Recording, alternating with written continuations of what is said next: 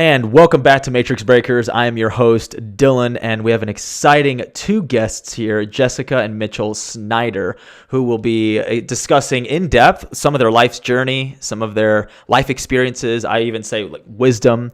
They also have a child of their own, so they have a family. You know, they're married. I think they come from this really wise and amazing perspective.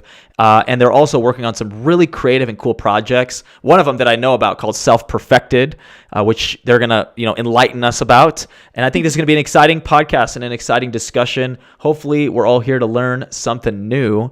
We're going to have Jessica on first and then Mitchell. So if you're catching the beginning of this, we'll do her. And then if you want it 30 minutes in, there's going to be Mitch. So we're going to do both, get the power duo there. And I'm just excited. So Jessica, how you been? What's going on with you?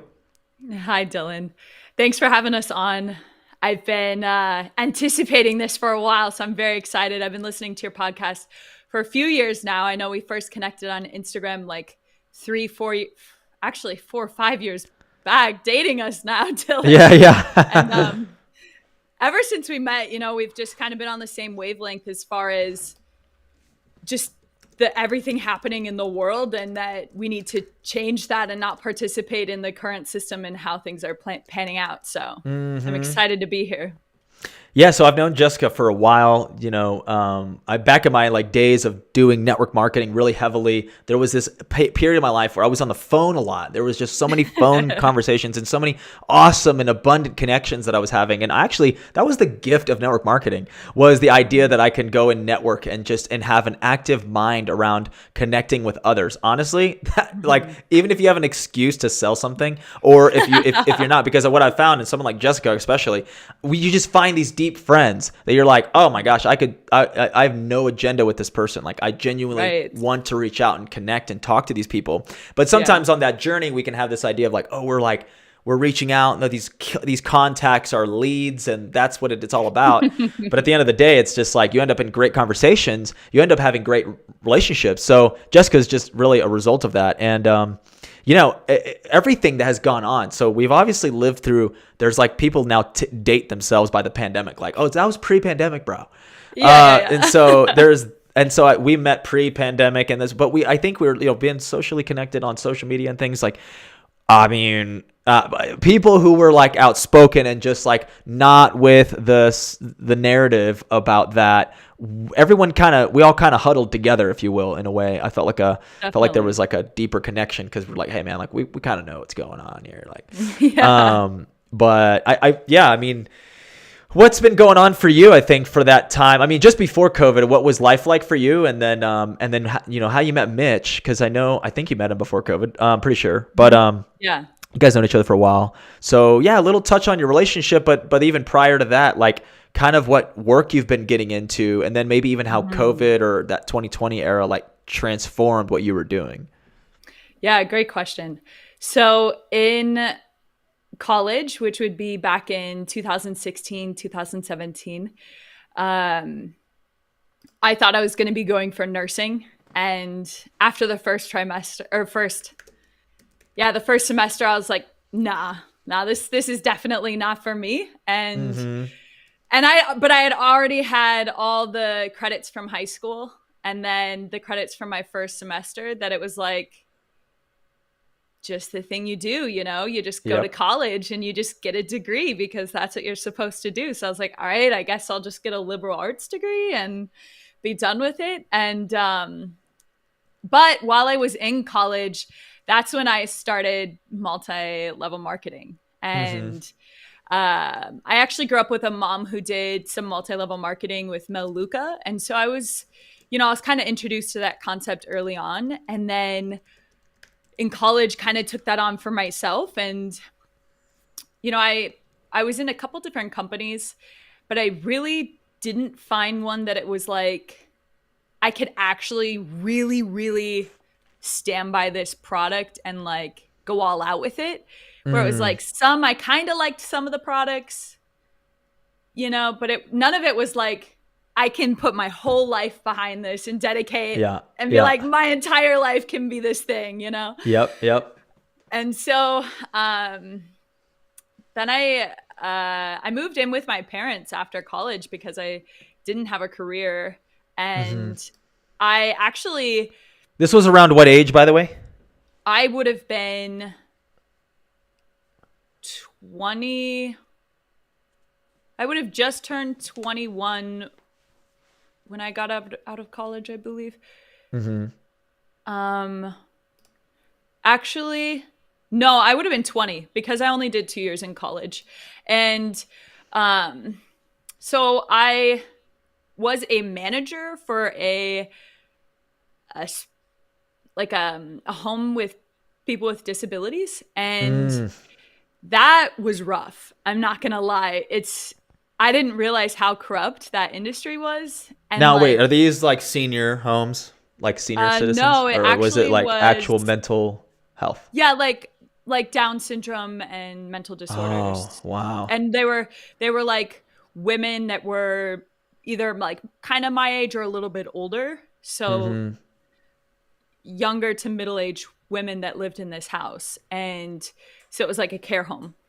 And it was really difficult. Like, my heart was in the right place. Like, I genuinely wanted to be there and help these people as much as I could. But you're so restricted by whether it's the company that you're working for, the employees that work there, or the caregivers of the residents themselves. So that would be like their appointed person. And so then you're restricted by all of that. And I ended up just being someone who had to do a bunch of paperwork essentially and couldn't actually make a change in that environment. And it was very toxic, especially for a young person to step into something like that and to take on a managerial role after having no experience in that industry. It just, honestly, it caused me to have I started getting migraines and like stress ulcers in my throat. And I was like, all right, and you're in your 20s. So, you know. Yeah. I was like, I was legit 20 years old. I was like, I'm oh, wow. Yeah, I'm done with that. Wait, you know what? Hold on. This reminds me of just kind of the kind of person Jessica is, which is like someone with a big heart. I really felt that from you. Like, just someone who genuinely cares, and honestly might even to the detriment, right? Where like you care too much, or maybe you just get involved with something, or, you know, overly involved. Maybe that was some kind of wounding that you had to move through. But okay. I mean, that job, that sounds insane. Okay. Yeah. So then I opened a cleaning company to work for myself instead of work for other people. Cause I was like, because I had experience in multi-level marketing, and like I just knew like I don't want to work for somebody else. Totally. And so I was rocking that for like 6 months, and I got to the point where I hired on someone part-time and was doing great. But I was in small town Minnesota. Were you trying to focus on like commercial or like residential? I had one commercial property, but it was mostly residential. Yeah. Okay. Commercial is hard if you're not actively building out. Teams. A team. Yeah. It was just. I me just for a had while, cleaners so. today clean my house. Yeah. So I know it's very awesome. It's like, a need. Yeah, it's a need. Yes. So I love it. So I was like, that was perfect for me to go into at the time. That's exactly what I needed. And to have some experience, you know, opening a company and, you know, having to set up an LLC and all the different logistics where I gained a lot of skills, but wait, I want to stop on that really quick. For anyone listening right now, and let's say they are younger, okay, you should start an LLC as soon as possible. A lot of people are in sales. A lot of people, like, you know, they love sales, and start a company.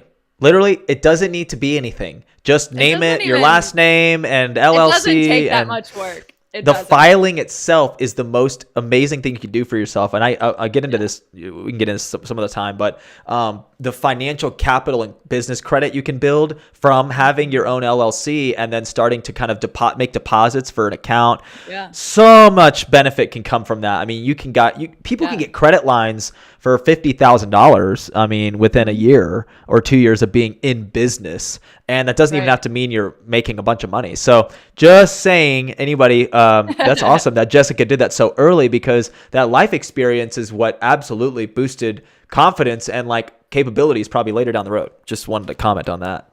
Yeah, absolutely. And so I was done living in Southwest Minnesota because there's not a lot out there for me. And so if you know anything about the Midwest, if you're not near the city, you're probably hours away.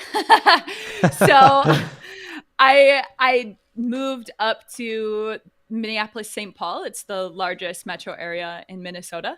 And I just knew that there was going to be a lot more opportunity for me there. Just like I literally went there with the intention to find my tribe, like find my, my people locally. Cause I'd met a lot of people online, like Dylan, for instance, but like he didn't live in Minnesota. So you're missing that in-person factor that I really valued and knew I needed. So I moved to the metro, and I didn't have a degree. Sorry, I want to backtrack just a little bit. You were in an accident when you were in high school, right? Oh yeah. That really like could have probably put anyone out to the pasture, if you know, like, I mean, really, because I think the suffering you dealt with that accident, I don't know if it matters that you bring it up, but like that learning of that lesson, because I just remember that inhibiting you, but then how you were still healing, but it was years later, and there was little things that would be little wins for you that you're like, oh, I haven't done that since the accident, and it's been good. Right. I don't know if you want to bring that up just briefly, because you had to go through some things with that too. I'm just, Yeah, before you I can absolutely bring that up. Yeah. So back in 2014, the summer between my sophomore and junior year in high school, I got into a really bad car accident where my car rolled 5 to 7 times, and I ended up with some pretty serious injuries that took years to heal. Especially one, I had a compound fracture in my right tibia, and it ended up getting infected. And then the infection ate away a large portion of my leg. And so they were going to have to amputate my leg. But Mayo Clinic happens to be in Minnesota. And so they were like, because I originally was going to a hospital in South Dakota because it was closer to where I lived before. And they were like, well, you can go to Mayo and see if this doctor, the only doctor in the nation that could try and save your leg, could potentially save your leg. Yeah. And I'm like, I'm going to go with that option. And I went there, and it was so crazy. The options he gave me, I was like, I didn't even know that you could do the things that he proposed. Yeah. Like taking a large portion of my leg off and then replacing it with other parts of my body, or just closing it up and then transporting and stretching my leg, like all these different things where I was like, what? I didn't know the body could do that. You know what I mean? Like, and I was only 16. So to get exposed to all of that, that's kind of why I wanted to go into nursing. But I'll explain later on just like why that wasn't going to work for me at the time. And but anyway, so it took like I've almost 15 surgeries now since. One was to reattach the tendons in my hand, but the rest primarily have been because of my leg. So it was a long Today, are you capable of doing things like hiking and biking, or are there more other still inhibiting activities? Well, when the doctor that saved my leg, when I was in that position, he told me that, I may not be able to save your leg. And if I do, you'll never play sports again. And the possibility of even walking may not happen. And after everything, was healed. He was like, you healed better than I ever imagined, and you're Mm. cleared to do whatever you want. How many I years don't know. was that going in That afterward? was so July of 2014 was my car accident, and I had an external fixator, which if you don't know what that means, when people get those halos, those metal halos on their head, I had that, but on my leg, essentially. But I had three of Okay. them. Wow. And I had that on from October till the next November. And then it wasn't until like February or March that I was cleared.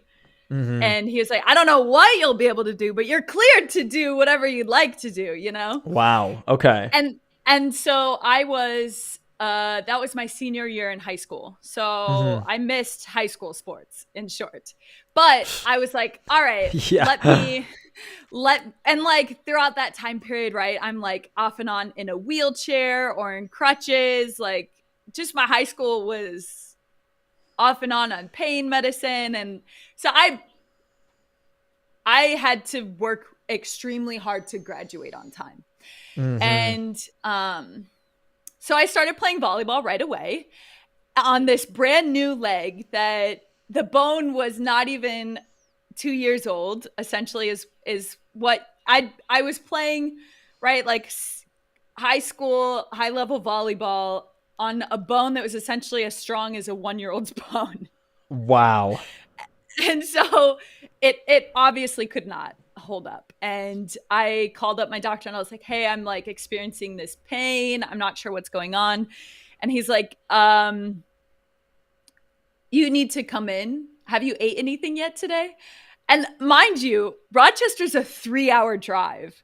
And I'm like, no, I haven't ate anything yet, because it was in the morning that he asked me that. Mm-hmm. Mm-hmm. And so I literally drive straight to Rochester, having not ate anything, and went in for surgery. And he had to put a rod and a couple screws in order to reinforce my bone to make sure that I didn't crumble the new bone underneath. Now, when you say new bone, is that physically your bone, or like some kind of other aluminum, like, or Right? because That's when a you great break a question. leg, it has to be replaced. I think they put I forgot what metal, but it's clearly Titanium. it's titanium. Okay, Yeah. yeah. So initially, I had a rod put in when it was just the compound fracture, but Mm-hmm. the infection ate away the bone around the rod. And so they had to remove all the infected bone as well as the rod. And so then I had that external fixator on for over a year. And then it was just my bone that we grew with the support of the external fixator. So while I had the external fixator on, it literally was holding up the weight of my entire body. And it allowed the bone to grow while it was holding up my weight. And so it was my That's bone. incredible. I Okay. know. I know. I did not know that about the body. Like I I did could not know nerd you could out on actually this do for a that. while, but I Okay. know No, we this have is more why to I talk brought it about. up. Just because I was like, Um, no, didn't you go through some crazy shit? Like I thought you would bring it up, yeah. but I guess not. Yeah. Okay. Okay. Yeah. So, but fast forward to now, and Yeah. my last surgery was actually a couple years ago. I had my other leg shortened to accommodate the leg that we saved was shorter, and so I had a Hmm. difference in my hips, which was causing a lot of back pain. And I knew heading into motherhood and wanting to have kids that it was going to be important that I realigned everything. So that was Wow. my last surgery from all that, which was like 2021, and my accident was 2014. So it definitely took a long journey of healing for sure. Yeah. Wow. Okay. So then when you were kind of starting your cleaning company, Yeah. somewhere in between, you were involved with another company, and then you met Mitch somewhere. I guess catch us up a little bit, but like also, yeah, just sharing a little bit of your life a little bit. So I'm curious about Yeah, that. definitely. So I moved to the metro area, right? And things are popping. Like Mm-hmm. there's so much more going on in the city than in the middle of the countryside. There's tons of groups I can go to, tons of events, like the opportunities What's the were size of Minneapolis? the metropolitan area, the greater Well, like, metropolitan yeah, the area population. Okay, it's is a a million. Okay, million. The that's a greater big city. metro area, but like Yeah. the city itself, I don't think has. I mean, Mm-hmm. I don't even know how much it has. Like 100,000, I think, in Minneapolis proper. But yeah, the Mm-hmm. greater metro is a million, so it's pretty big. And Mm-hmm.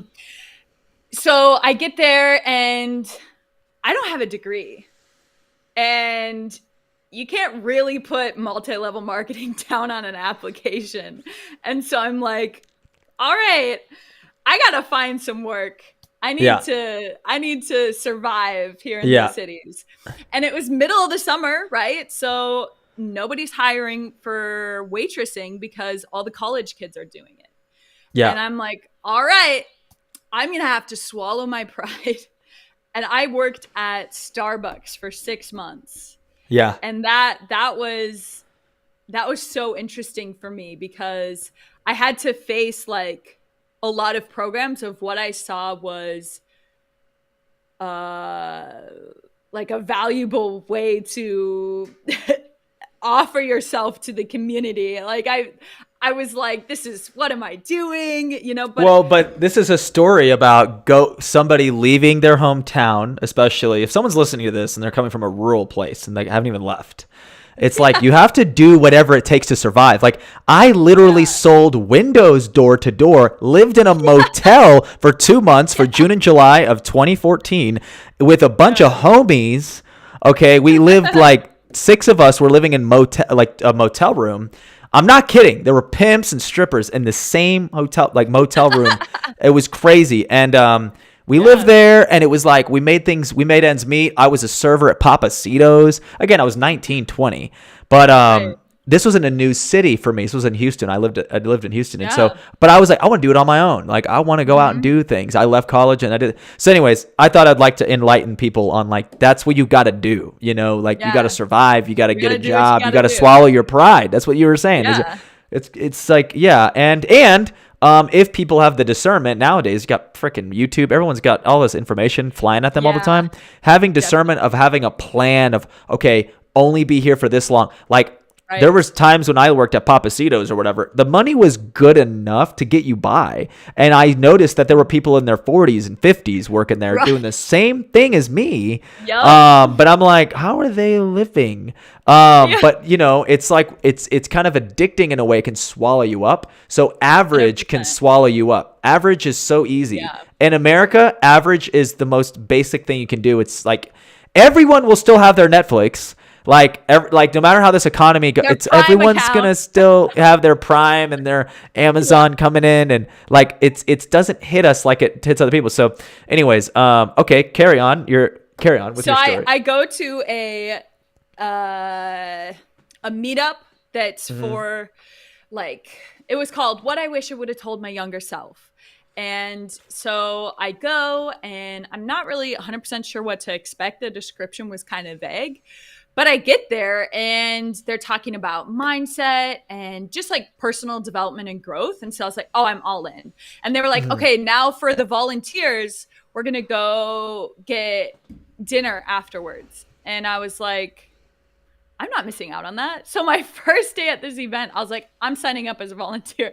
I have to read this whole waiver and sign it. I'm like, all right, let's do this thing. The next event, I am volunteering as the door person, and I'm greeting everybody. And Mitchell walks in the door, and I have never met him prior. Okay, so this is the first time I'd ever met Mitchell. This is back in November of 2019. And at the time, he had just moved back from the West Coast. And so... Is he from that area? No, he's originally from Minnesota, but he's lived East Coast, West Coast, South America. He's traveled a lot. And so I met him, and at that night we were talking a lot about like the speaker was getting a lot of words from the audience, like vocabulary words of like positive and negative, and like it was a pretty cheeky topic. But I noticed that Mitchell was using really high vocabulary, and I was like, huh, I like that, you know? And the next time we had a meeting, he showed up again. And I was like, oh, this guy. Because I never had like a one-on-one conversation the first night that I met him. Mm-hmm. But the second night, after everything was over, I overheard a conversation he was having with someone. And I was like, I want in on that conversation. The conversation I'm having right now is not good. And I can hear them. They're like, now, going mind you, in I want to set the on- stage. So like you're there, it's kind of a group Yeah. event. There's speakers. So like you're there to, I guess it's kind of like you're learning or of some kind. There's like a meetup group, right? And then Yeah. you're telling me that now it's a weekly thing. And then yeah, you're, so it actually was a monthly thing. okay. And Oh, so you had to wait a whole so- other month to see him again. A whole month to see him again. Okay. And- But yeah, okay. And so the second time I saw him, the regular speaker was gone. So we just did a roundtable discussion. And I'm sitting there like spilling my life in front of these people that I just met or new people at this meetup. I'm like, I'm working at Starbucks. I'm renting a room in a house. I don't even have my own place to live. Like I'm grinding right now, but I'm looking for my people and I want to do more. And like I'm just sharing everything with these people and I'm putting it all out there. And then afterwards these women are connecting with me, but they're not connecting with me like, hey, these are the groups I'm a part of. More just like, you know, the level of conversation where people just talk about people or they talk about doing something kind of thing. And so I was like, and I observed Mitchell having a conversation about actually doing things in life. And I was like, I literally excused myself from these women. I was abruptly, I think I interrupted one of them. I was like, I don't even remember what I said, but I was just like, okay, I gotta go now, or I don't know. But I like closed off that conversation and I went over to Mitchell and I interrupted him and I was like, hey, can I join in on your conversation? And they're like, sure, join on in. Yeah. And then that was the beginning of this beautiful journey we've been on. And well, wait, I want to pause. Okay, so then I want people to get perspective. You're meeting someone who eventually became the love of your life at like a networking meetup group where people are talking about real shit, real life, and they have pure intentions to be there. This wasn't the nightclub. This wasn't concert venue, whatever. Oh, I had tried to meet people in all different types of ways when I moved to the cities. And I definitely found the most effective way was to go to like business type networking events, because you can say you're going to go network at the club or at a bar, but why is everyone there?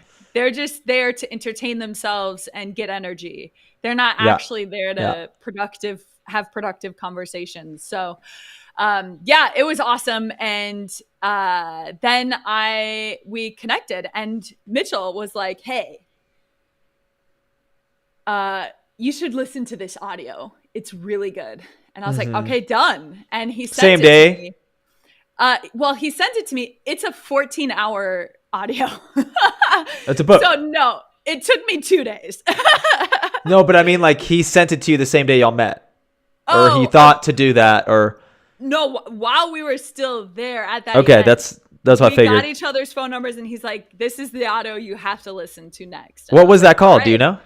Yeah, it's called Your Wish is Your Command by Kevin Trudeau. My, yes. Oh my God, this guy. Kevin Trudeau. Dude, you know that guy just got out of prison. Like he recently. So anyway, that's really funny. He went to prison for the stuff that he was saying in his books. Like, and I mean, people say whatever, but anyways, that's interesting. Cool. Yeah. So he told you to listen to this. Yeah. Okay. I'm listening to it and I'm 2 days in and I finish it and I'm like, this is so good. And at the end, Kevin's plugging his group that's called GIN, Global Information Network. And it's another MLM company, but it's like, it's like his take on secret societies and the information that they give out, because he was a part of secret societies and left supposedly. And I know, Kevin. Wow. Okay. And Okay, I get done with this audio, no joke. I don't even consult Mitchell, and I sign up for Gin, and I buy my ticket to the next major event. Oh my God. Okay, yeah. That sounds like you though. See, this is the thing, rich with enthusiasm, like go getter, like go try Yeah, things. yeah, Yeah, that's not built into a rural small town. It's just not. But okay. So, yeah. And so epic. then I call Mitchell up, and I'm like, hey. So I got my ticket for Los Cabos because that's where the event was. Yeah. You're going, right? And he's like, yes, I'm going. And it was so cool because that was like the initial connection point. But then he came to that room I was renting, and we just chatted, and we chatted for 4 hours. And it was Mm. just about like the state of the world, the impact we want to create, all these things. And after that, I was like, these are my people. I found my people. This is great.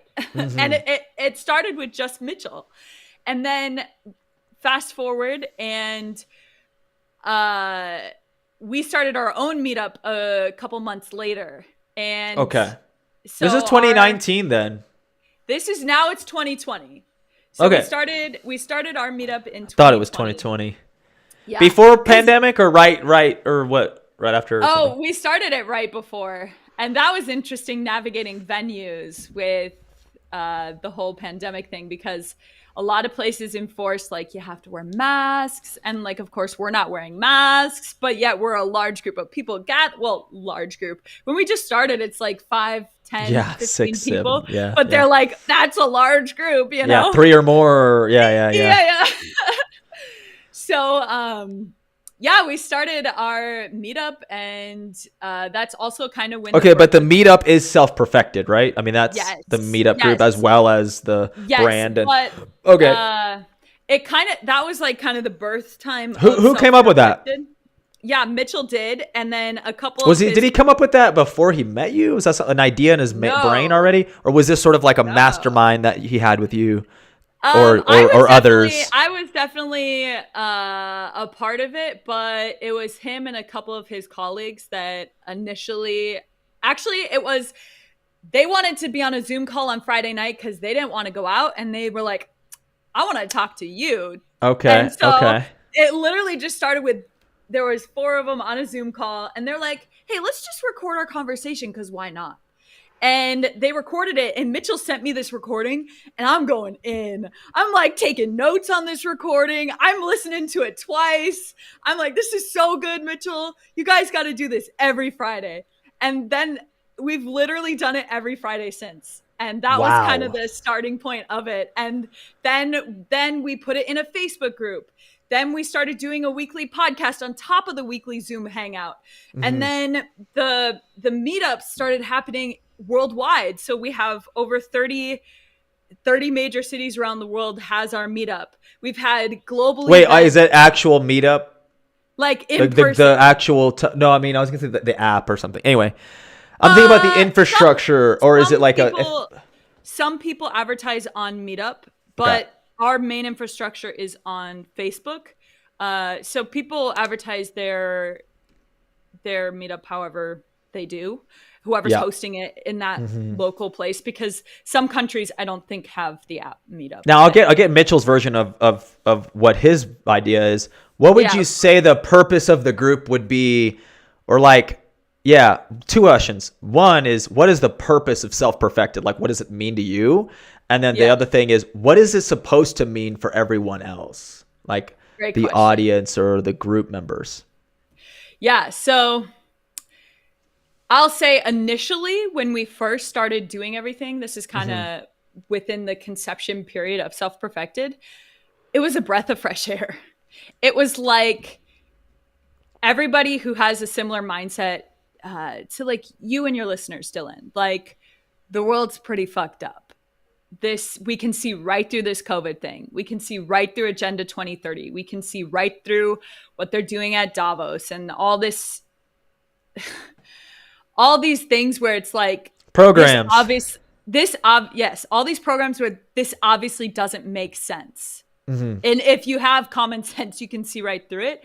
And so everybody's talking about all of that. They're talking about different things that they've been doing that's been working self-development wise or introspection wise, and like working through traumas from childhood. I mean, like intimate stuff that you wouldn't usually have a conversation about with the average person. Like it wouldn't go there. Like maybe you talk conspiracies, maybe you talk COVID, but like fundamentally transforming your programming from a base level by looking at how you were programmed from like the first 7 years of your life, like life-changing shit. And so from the very beginning, I was drawn to that. I was like, I want to have these conversations regularly, because I know if I'm regularly having this level of conversation, my life will never be the same. My life is going to continually change. And so that initially is what really drew me. And I know I was a part of the conception, but then now like the principles that Self-Perfected is founded on is like investigating your past and being present with what's happening now and perfecting now so that you can create the best future. It's kind of like the past, present, future perspective of your life. And I just think that there's no better way to live and to be a part of a group of people that are all being willing to look at your past to then live a better future. And is like, I wouldn't want to be with anybody else, because if you're just suppressing your trauma from childhood and all this stuff, it's like, it's going to accumulate and it's going to come out, whether it comes out on your kids or your coworkers or in your work, wherever it's coming out, it's coming out. And so that's just one small part of the group that I'm really drawn to. And the podcast kills every week. They're talking a lot of common sense, practical solutions, as well as a lot of like current events that's happening in the world and their take on it. So that's kind of fun. They're also really funny and witty. And who does the podcast with that, or exactly? Is it like the Zoom call itself becomes the podcast or something, or nope, it's separate. The Zoom call on Friday nights is recorded in the group, but the podcast goes live in the group and then is posted on all platforms. We got deplatformed from YouTube, but figures. There's like over 150 episodes still on YouTube, I think, from the ones that didn't get taken down. And then Spotify, all the different platforms. Well, I was gonna say really quick, Self-Perfected, just the name itself to me is kind of like, this is just from, besides what you said, the idea, the term, the label, or what do you want to call it? The brand. To me, it's like self-perfected, meaning like, yes, perfection, and it's self-perfected, meaning like you're working on yourself and it's perfect for you. Like it's individual. It's an individualist thing. Like it's like, okay, people in this group are involved with self-perfection, but perfecting themselves. But it's supposed to be perfect for you, or like what your view is, in a sense, because we can't be for perfection, right? Like, I don't know, but I get the whole concept. It's like the continuous progression towards being perfect, knowing that we may never be perfect in this lifetime, but that doesn't matter. We want to strive for that, right? It's kind of like the shoot for the stars and land on the moon kind of thing, or whatever that phrase is. No, totally. And you're so right, where it's like, it is a personal process. And that's why it's self-perfected, because everybody has lived a different life. Like the programming you were exposed to is very different from the programming I was exposed to, not only because the family you grew up in was different, but also geographically and economically, and like all these different factors that affect you. And then also your programming from your DNA and everything that you're inheriting from generations back is going to affect who you are and what your process is going to look like in this life, and how what it'll take for you to be successful versus somebody else. So that's not, it's so funny when people are like, this is the recipe for success. And it's like, okay, but maybe with your programming, but what about all like people who have dealt with completely different programming, and they have the most resistance to doing your 3 steps that you automatically could tap into. Like, well, everyone has different, remember the magic of colors and the things, the things you learn in MLM, they teach you, everyone has different archetypes, there's at least 4 major archetypes. And then when you divide it into human design and astrology, you're going fucking, there's like 80 million recipes of who somebody could possibly be. So not everyone is going to resonate with everyone else's stuff. And the journey is for people to continue to learn from others, to continue piece together what really, really works for you. Try things genuinely, right? Because a lot of people, they try things when they're easy, and then if they quit, they stop, and then like try things genuinely, but then like let go if it's not a fit. Investigate all and keep what is good. Yes, exactly. Exactly that. So people need to have that mindset. And so, what you're just saying is I like that a lot, being that, ultimately people have a goal of self-perfecting or, moving towards perfection and their own manner of it. But in many ways, some people even have their own limitations that are like, they can't even see what they are. This is why mentorship is important. Yes. So that way you have a feedback loop of people saying like, nah, you're the shit. You could do A, B, C, D, whatever you're doing. So that feedback is kind of helping the subconscious program itself to be like, you know what, I am, even though it's fucking almost lying to yourself, but you're becoming that, it's like you really speak truth to power when, especially if you have people around you that are like confirming some ludicrous idea of who you are, even though it's not ludicrous. It eventually doesn't become ludicrous. It becomes reality. But only when it's reinforced and then when it's, there's action taken upon it. Yeah, definitely. So that's kind of everything in a nutshell, but kind of to wrap everything up so that my husband can come on is like, my whole life, I knew that the world was messed up. Something wasn't right. And what I've been told didn't quite line up. And I knew that I wanted to do something better. I wanted to change the world somehow, some way. And like in college, I was calculating how many Hollywood movies it would take to feed the world. And it was like just Avatar alone, the first one, would have fed the world for over a year. The world, not just the hungry people.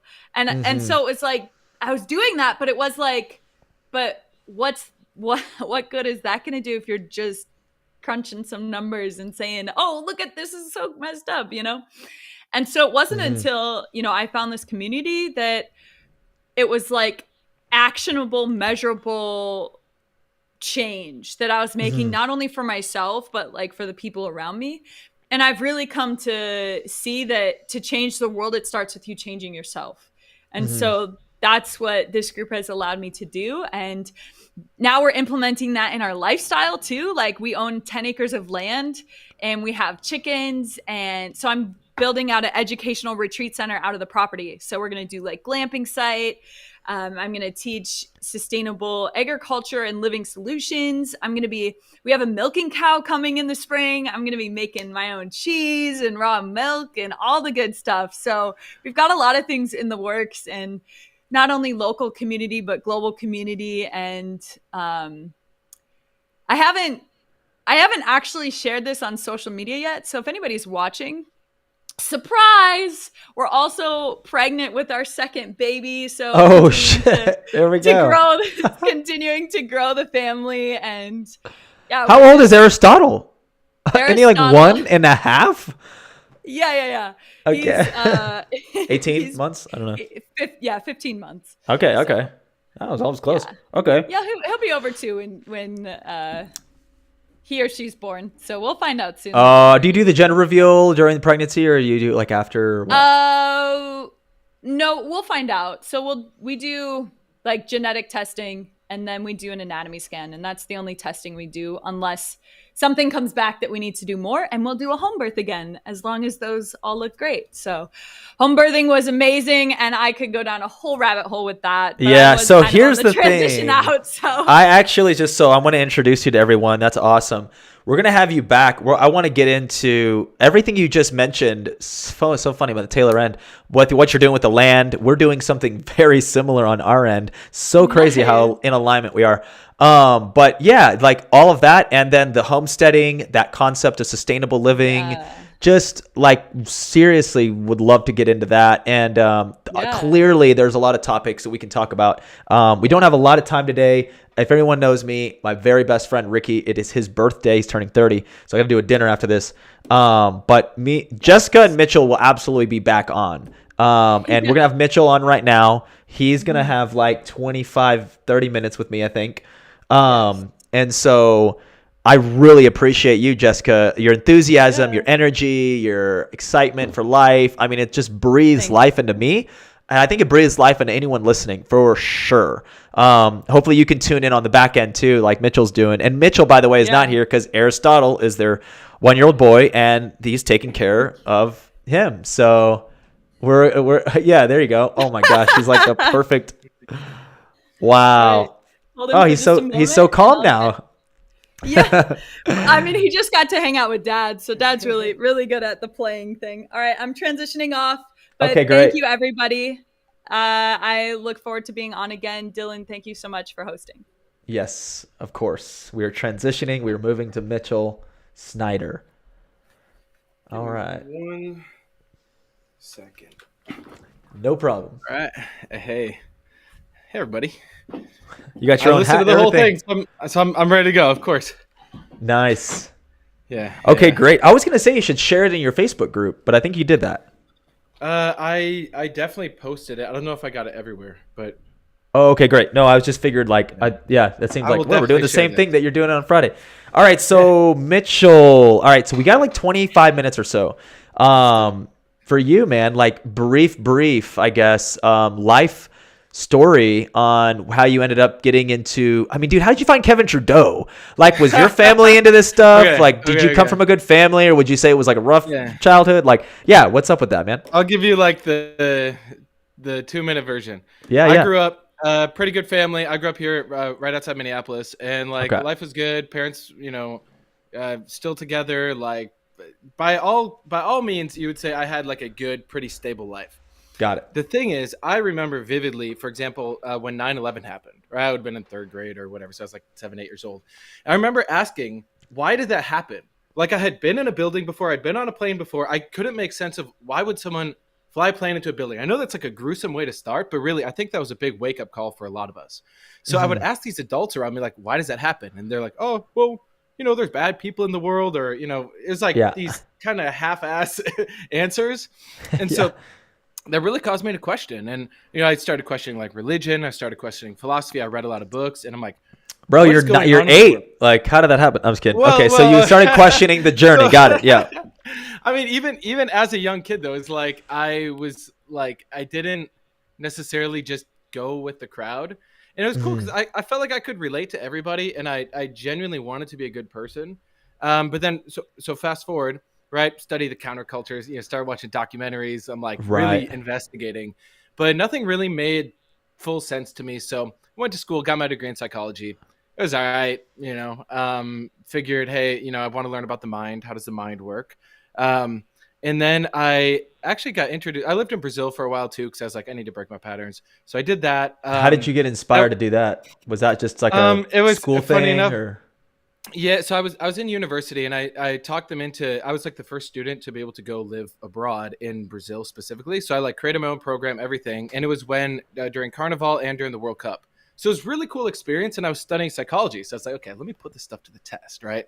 I want to see. I'm learning about stress. I'm learning about mindset. Well, let me go put myself in probably the most ridiculous situation. I didn't know the language, right? I like my first week there, like I got mugged, right? I like the electricity went out, the police went on strike, but it wasn't like a violent mug. It was just some guy came up. He's like, hey, I need your phone. I'm like, okay.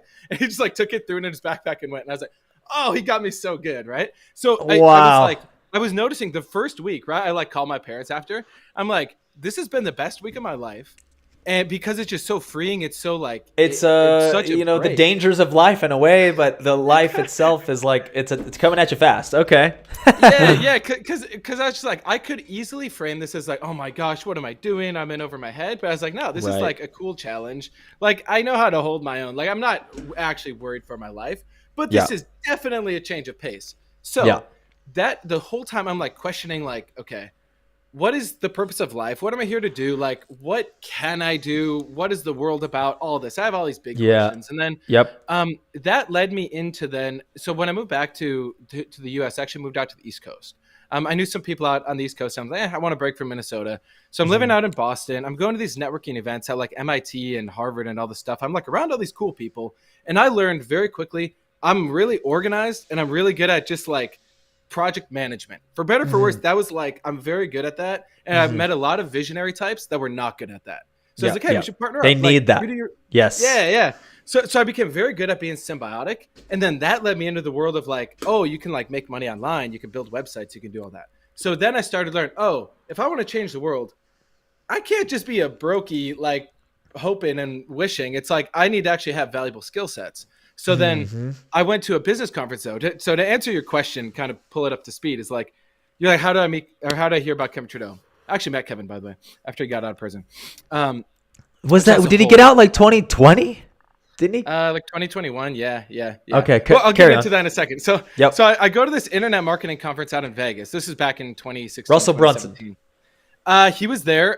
Grant Cardone was there. Ty Lopez was there, but it was some guy, Alex Becker. I know that guy too. Okay. These software That guys, dude right? is That like dude, the software. Yeah. He's crypto mania. he sold his company for like $100 million. And I'm just looking at this, and like I have all my peers from college are going and getting a job, making 60 grand a year. I'm over here like hustling, making 2-3 grand a month, like doing project management. But I'm like, yo, I want to know how to do this, because if I had $100 million, I bet I could solve some problems in the world. And like, so that was driving me. That dude's and the 4 a.m. club. Like he's up at Twitter. Yeah, I love it. So I'm like at these events, I'm just like meeting people, seeing how we can exchange value and all that. And I met this one guy. He actually bought dinner for everybody. It was like 12 of us, and it wasn't a cheap restaurant. And I'm like, hey, thanks for dinner. And also like, what do you do? He's like, oh, I'm an investor. I'm like, can you teach me? And he kind of ignored me actually all weekend, but I kept asking him, kept trying to chat with him. Finally, the last day, he just had that look in his eyes, something about him. I'm like, dude, this guy knows some shit. Like, who are you? What is this? And he goes, okay, man. He's like, you really want to learn? I'm like, yeah. He's like, are you serious? I'm like, yeah. He's like, okay, I'm going to give you an audio. Listen to it 20 times and then call me. I'm like, okay, cool. It's like some TED Talk. I'm like, I'll listen to a TED Talk 20 times. No, he sends me your wish is your command. Yeah. I listened to it once. I could tell I didn't comprehend it. I listened again. And I was like, was that the same audio? Like, what the hell is this real? Then you look up Kevin online and you're like, oh my God. He's like you're one of the original guys to get canceled. You're like, oh yes. Like, so I'm like so conflicted. My like, dad played that in the car like when I was a kid. So yeah, okay. What? Yo, that's epic, man. My dad. I think my dad's listened to it. Yeah. But long story short, I started studying it, and I'm a big fan of looking at something for myself and being able to make a decision. Right? It's like wherever the information is coming from, of course, I'll factor that in. But if something is working for me, and then mainstream media says, oh, it's bad, or if mainstream media says it's good, I'm going to do my own research and actually figure it out for myself. In many cases, you go in complete opposite direction and probably end up at the right place. Well, that's that's pretty fascinating. So that's how I came across it, and then that was pretty life changing for me. I moved all around the U.S. Did you talk to that investor guy again, or?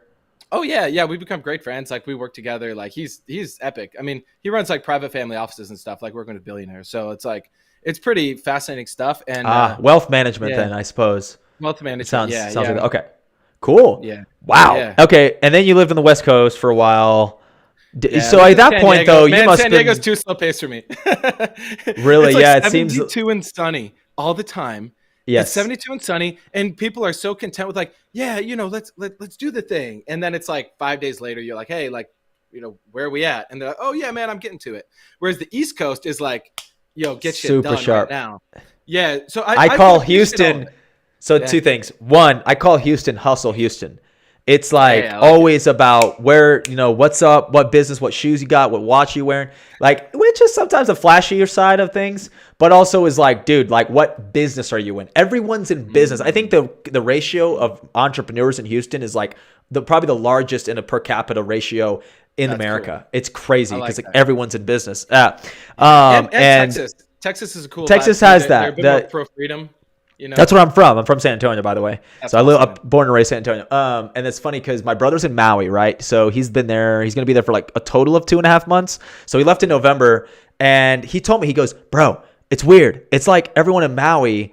It's so slow paced. Everyone's stuck in the 2000s. They're on Craigslist. So he's finding places to stay on Craigslist instead of like Zillow or like Facebook groups in many cases. Like everyone's stuck in the past. It's like weird. He was trying to explain it to me, and he was like, "Yeah, man, it's just so laid back here." And I've said this before. That's why I live in Colorado and not Texas and not anywhere else, is because San Diego's similar. There's not 4 seasons.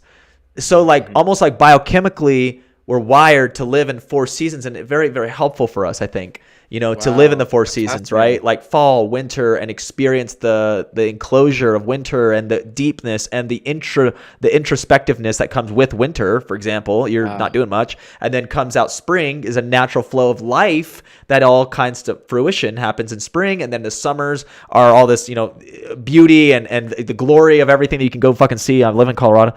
I don't know, something about that. And so funny you mentioned that. Anyway, not that that's what I took away from that, but it's something to think about. Yeah. I love So, it. and for you, man, okay, and with okay, but let's just see. So you went internet marketing route was kind of your like money model in a way, Oh right? yeah, So you're clicks away from a million people. I'm like, yo, that is a valuable skill set to get the yes. attention of millions of people. That's pretty badass. And did you find it where like you started your own thing and then like Yeah. market it to business owners, Yeah. or was it like you kind of like, jumped on the bandwagon with some other people and helped market their service? Or The thing that got me, you probably got targeted with this back in the day because the guy's a genius. Some people love him, some people hate him. But Ty Lopez, right? He got me with 67 steps right here in my garage, the classic video. And if anyone hasn't actually seen that and understood it, it's actually so it's marketing brilliant. genius. Yeah. Yeah, because he hits all 25 cognitive biases that like Charlie Munger talked, RIP Charlie Munger, but he talks about this. Every single one is hit in that video. And it's like, it's amazing. So anyway, I saw that ad and I was like, okay, 67 steps. I can buy something. And it was like half off for Christmas. So I'm like, sure, let me get it. And I listened to it and I was like, this is pretty cool. Then I went to a conference in Manhattan with Ty and I was just blown away. I ended up like, joining one of his masterminds. I worked with him for a year. And at the time I had a marketing agency. So I was learning about ClickFunnels, right? Learning how to sell, build funnels for people, sell that and all. And it was cool. But then fast forward, I don't know, a year of doing that, kind of struggling because I didn't really know what I was doing. I was an entrepreneur, fresh out of school. So I saw the value of mentorship. You brought this up earlier with Jess. Like, yeah, mentorship is so important. So we worked our way we met a guy named Gerard Adams who he had just sold a company called Elite I guess Daily. sounds familiar. Okay. Yeah, I'm sure you've seen him. He has a show called Leaders Create Leaders. He's like really cool guy. He sold his company Elite Daily to the Daily Mail for $50 million. And then he went back to New Jersey where he's from. And he's like, hey, I want to create a startup accelerator that has a social impact component. And one of my business partners had met him. So we went in and I got the opportunity to be his right-hand man for like 2 years or around that time. Because I saw, hey, I could try and do this on my own and figure it out, or I can connect with this guy. So through that, I got to meet like Tom Bilyeu, Lewis Howes, Eric Thomas, a lot of these, cool guys kind of before they popped off. And it was really fascinating because I got to see the inner workings of a company like that.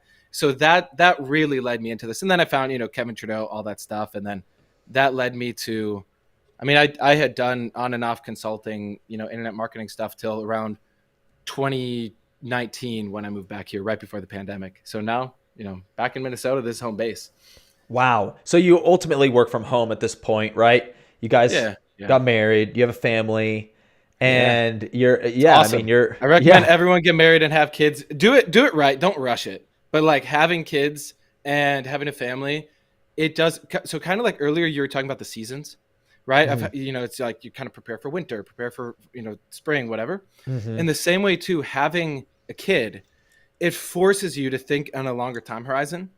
And so like I'm looking at, of course, day to day, right, and week to Yeah. week, but I'm also like, hey, you know, by 2030, for example, right? This seems to be an important year. I'm like looking at, okay, how old is our son going to be, right? If we have another kid, it's like it just changes your perspective in such an amazing way. It's really cool.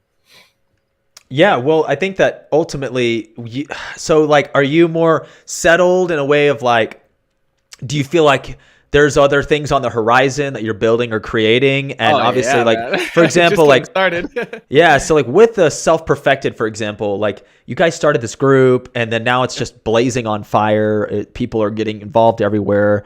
And I guess what's the intention? What was your idea with that? I mean, we got Jess's perspective, but what is it that you guys are doing with that? um, okay.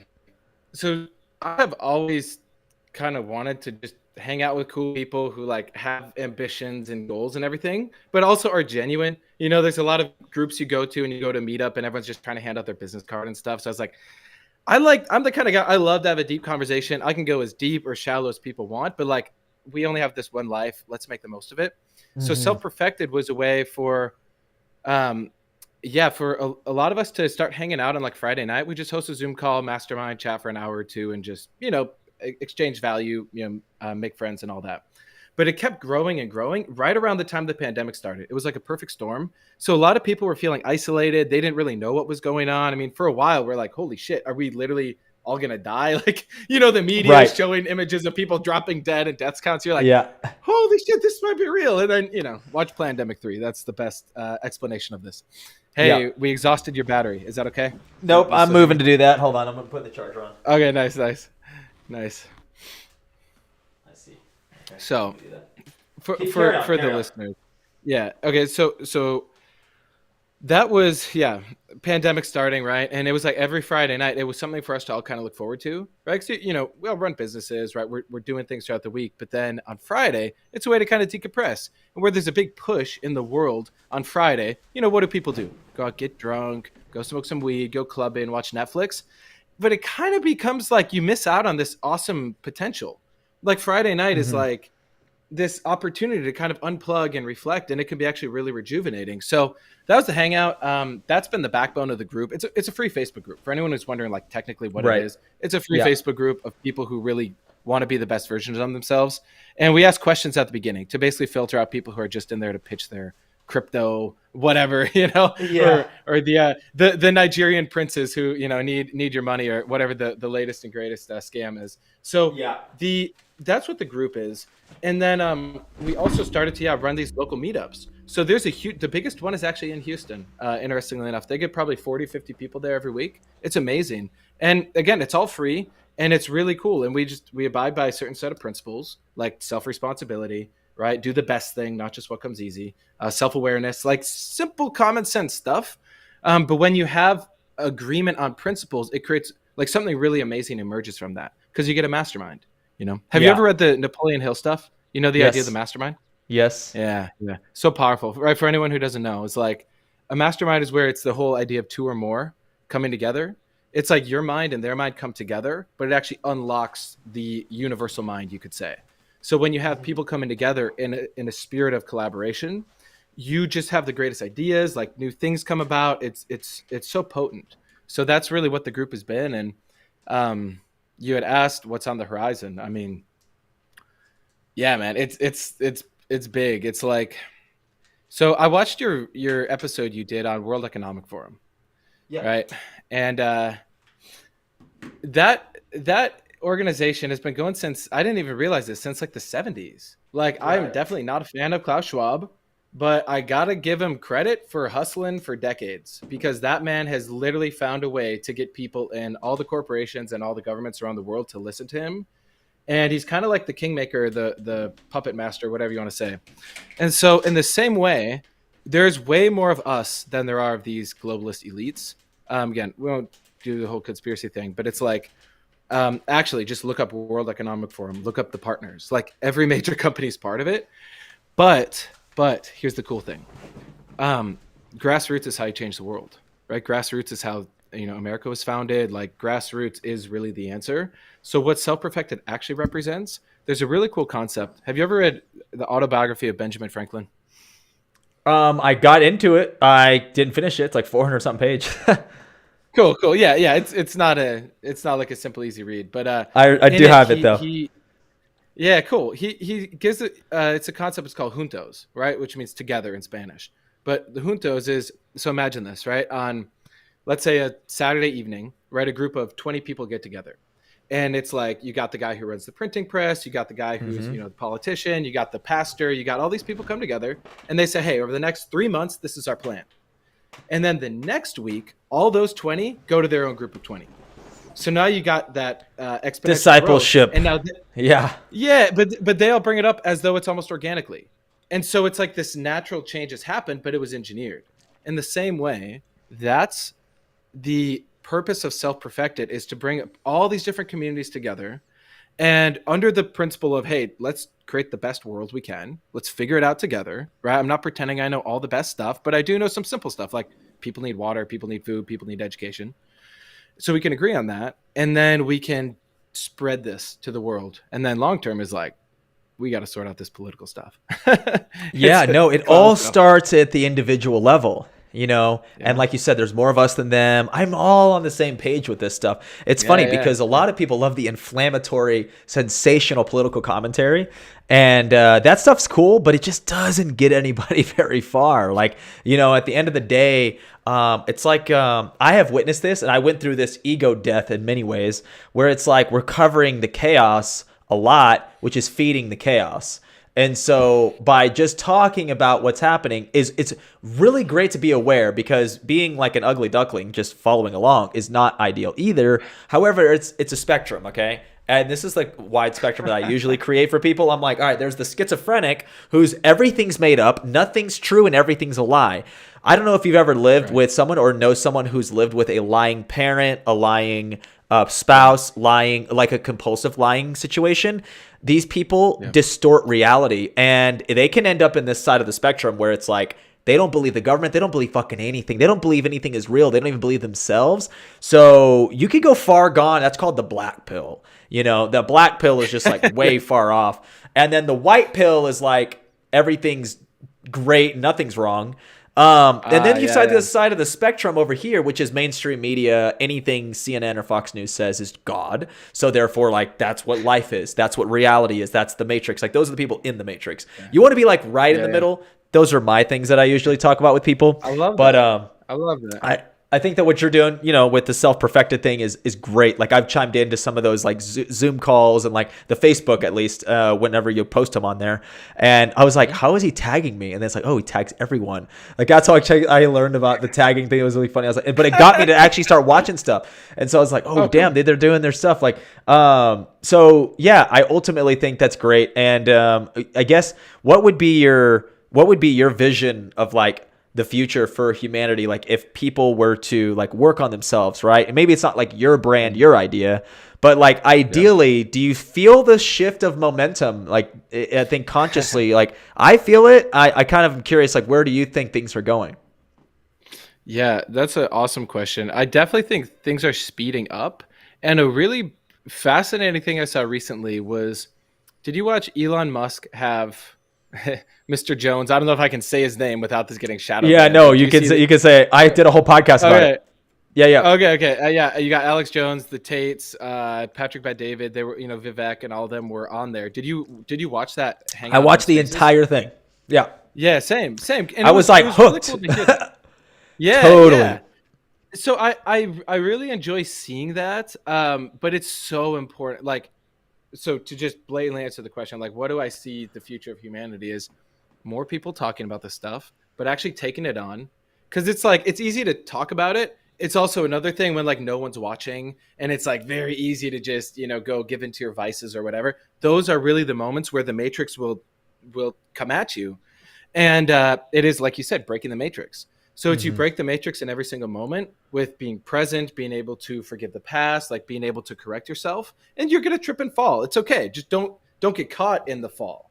And then, dust yourself off, get back up, but then also be part of these groups, because we all have a different, like a puzzle piece to fit into the greater puzzle. And so I do see a great momentum happening.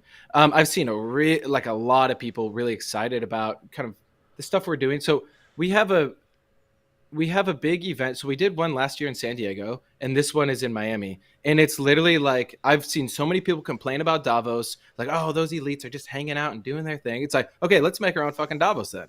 Like, let's actually bring everyone together, whatever you want to call it. But it's an event where it's fun, it's family friendly.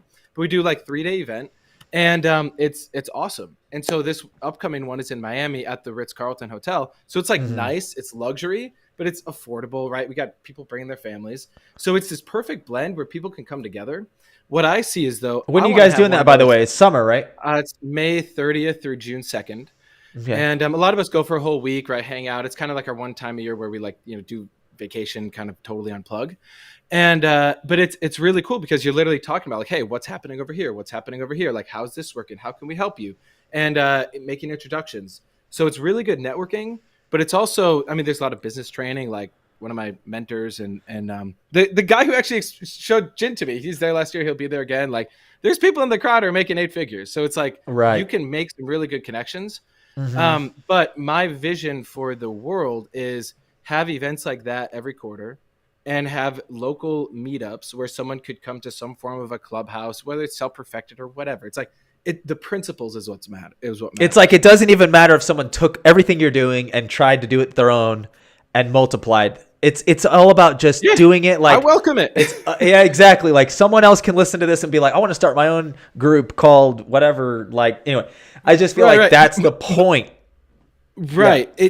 So that is the point. The only thing I would say is managing a group takes freaking work. Oh, I know, dude. Because you will get people who come in who try and hijack it. They try and come in and pitch Amway to everybody, which is fine. I have nothing against Amway or pitching stuff.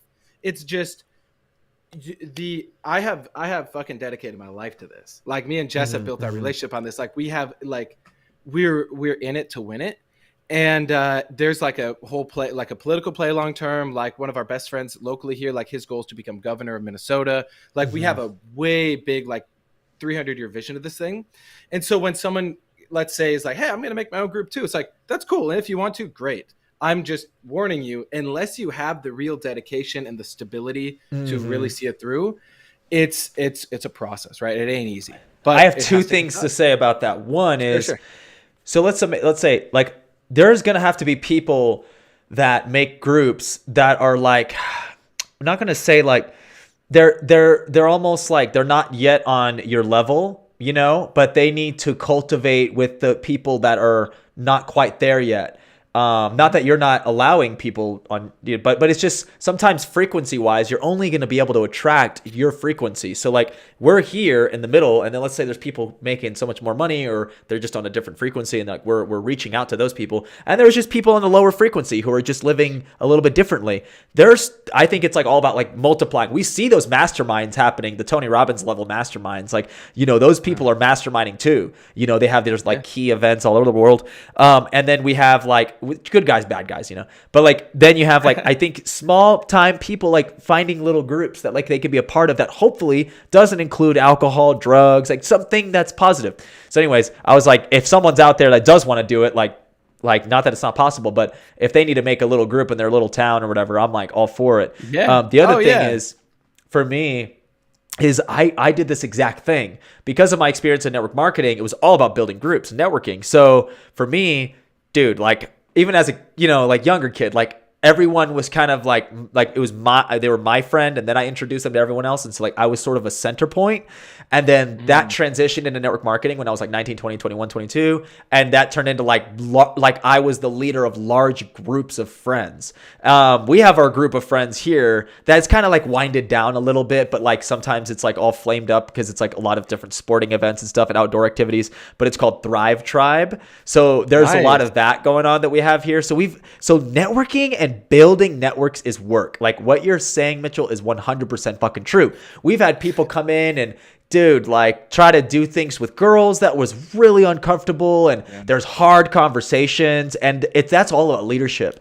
People who want to build groups, go study leadership. Go read John Maxwell's books, and you don't need to be in a corporate environment to really want to learn leadership. Like learning leadership and bestowing that upon your family and yourself and your little group of friends can turn into a large network, a large group of friends, and having discernment, being balanced. Like, you end up in the middle of things, dude. I'm in the middle of things, bro. I'm legit told secrets by somebody, and then I'll be heard secrets by someone else about that person that I have to keep here in my mind and in my heart. That I'm like, you know how that is. It's like, I know everything and I can't say anything because of integrity. So it's just hard, bro. Like, I hear you. I feel that. That's epic. I mean, because think about that. Like, you have such a cool position, and based on how you show up every day, you have such a ripple effect amongst thousands of people. I mean, in chain reactions too, you know? Yeah, it's important. And obviously, yeah, the world's leaders, like, there are people like Leah's listening now, probably. They're leaders, but they don't see it yet, you know? But we kind of like need everybody. Going back to your the discussion about like Alex Jones, Twitter, all this. My thoughts of this were very significant because I was thinking, okay, wait, what does it mean to have someone forbidden like Alex Jones back into the conversation? I'm just simply conversation, the global communication. Okay, what does that mean? That means that it's adding him as like an equation. Like, if the equation of the future is just one bunch of symbols and numbers and all this, and that equation looks like,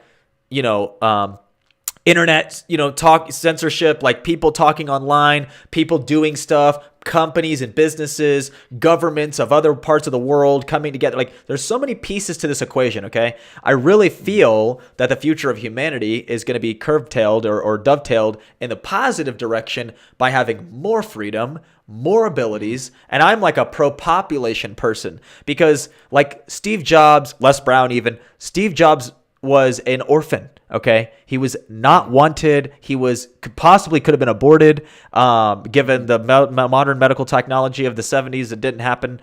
So he's born, and then he goes on to create Apple fucking body of the Apple, Eve, Adam and Eve. I don't know. Maybe it's evil, but the point is he goes and makes some innovations that change the world, right? So, like, my thing is, when it comes down to it, with more humans comes more solutions to problems. Becomes more businesses, which is exactly that.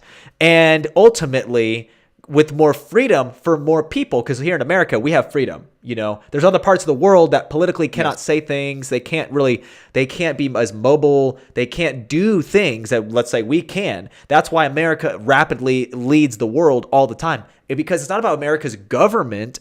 It's about the Americans themselves, the individual minds that are free to create. That's why we're the most coveted nation ever. It's why there's millions of people at the border flooding in now. So ultimately, with this adding into that equation, like, let's say Alex Jones's voice, like, what does that actually mean? Well, if we have more dialogue, more communication, more freedom of speech, more freedom in general, I believe that we're going to start turning things around. And the matrix exists, especially in America. America is a different kind of matrix. There's a matrix like politically, like in Cuba or Colombia, Venezuela, places like that. They have restrictive governments. They physically cannot do certain things based on the political, the fact that they are political inhabitants of countries that will not allow them to do anything. So, whereas in America, we have a fixed matrix that's like a distraction matrix. It's based on entertainment. It's based on diluting information or even taking people out of the equation entirely by distracting them with the wrong information. There's a lot there. And so now with like lack of censorship, because the internet got out of hand, right? That's what happened with these oligarchs. Like, the internet kind of like was a thing. People were getting money. You have millionaires everywhere now. Like, what you're experiencing with internet marketing, it's like all these, this is getting out of hand. So like the COVID thing came in to kind of clamp things down. It wasn't just about like Trump or something. It was like, no, we need to clean this up. And then with COVID also came like censorship and like all these other, and now we're like, almost like we went down for a second, but now people are like, nah, bro, we know what's really going on. So like, there's this weird feeling of like trajectory going back up into like going to be more free, more positive, if you will. Anyway, that was my perspective on when I was listening to Alex talk about that too. I was like, well, shit, dude, having this guy in the conversation could mean a lot, Yeah. I definitely think it's a win. I'm pro freedom. I'm also pro education. Right. Like not, and I do not mean the school system for everyone listening. I mean, like, actually like understanding things, like understanding the world. Cause if we have let's say, a billion more humans on the planet, but they're all not educated, or they're at a very low level of, let's say, consciousness. It's very different than if they're like, a billion more people on the planet who all actually want to serve and, are down with like creating a better world. So that's, I think they're both essential, right? More freedom. It's about sharing the wealth. Like, we have to realize, like, let's say like you get wealthy and like ultimately you can't lead yourself into power and control. I think a lot of people will fall into that. And ultimately, if we don't do that, then we let other people come up. And some of the genuine people who are like, let's say, rich and famous, they want to help everyone else because they know that there's an infinite, I like how Grant Cardone talks about, there's infinite number of money, man. Money is just fiat printed everywhere. And so it's very true. I think spiritually, not everyone will get rich. There's certain weird karmic cycles that'll just keep people from not achieving. But I also believe that anyone is capable of it. And so, yeah, I think always like the more the merrier, that's cool, man. Yes. Yeah. I love what you're doing, bro. One other thing I'll just say that real quick is like, there's about to be a lot of disruption. I'm definitely not a doom and gloom type person, but don't sleep on AI and what that's about to do. Like the UN is coming out blatantly saying over 800 million jobs are going to be replaced. 800 million by AI. And like they've done a lot of studies on like, hey, how do we re-educate people? And they're seeing like, oh, it's actually really hard to take a truck driver, turn him into a software programmer. And then the software programmer can even be replaced by ChatGPT or whatever, right? Yeah. So I think between AI, between what World Economic Forum is doing with like, they're even starting to fuck with elections. Like they call it about predictive elections. So where AI can influence who you're going to vote for at the perfect time. And then coupled with like BlackRock and State Street and all these groups that are amassing a lot of assets, we just got to be careful. So my one recommendation for people is when, you find, let's say Alex Jones is back or whatever, and it's exciting, right? It's great. It's just to not then go into like some savior thing where it's like, oh great, Alex is going to save the day. I don't have to do shit. Yeah. It's more like, no, Alex is here and let's all fucking work together and really once and for all, like, change the system, right? Change the matrix so that it can actually be life-giving instead of this weird parasite thing. Well, dude, yes. Like right now, based on these conversations and like potentially continued conversations, even on this podcast and elsewhere, is, we're building the future. Like the more and more of us that talk about the vision of what we're trying to create, and you and I, we're practical action takers. Like I'm very resonant with you. We must be like very similar astrology or something. But like we're very like-minded in a sense of like the things we kind of been through, and then I think that like the things we learned.